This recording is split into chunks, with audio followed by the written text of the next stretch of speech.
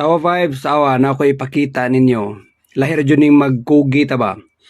Oh, naitambis dire. Ubay-ubay na gid siya bunga oh, nya daghan po siya hinog. So mag-harvest ta karon. Naatay mga pipila ka mga tips. Usay mga smart ways nga ma-harvest nato ning tambis. So of course, tip number 1 nato is magdatag plastic nga para makadala kita sa kadaghanon nga atong gusto. Oh, kani duha ka buok atong gidala ha para ubay-ubay gitag ma-harvest ani karon. Nya, of course, para safety na to, bilin sinila sakata. Diba? Sayon ra kayo sakon. Alright, tip number 2 na to.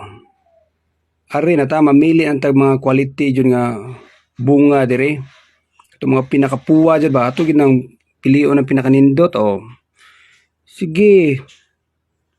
Ning kamot jud. Di lali magkugi ba? Oh. Awa, mga puwa kayo. Nindot kayo kaunon, guys. Oh, di ba? Kita mo na.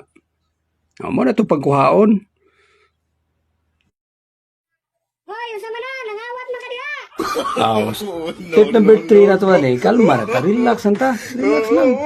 Ay, may magmubayad na sila magkinaunsa ta. Oh, of course, ay kalimti mga plastic ya. Okay. So, sa safety ba? Oh. So, mo ni pinakala sa itong step ha. Okay. Run.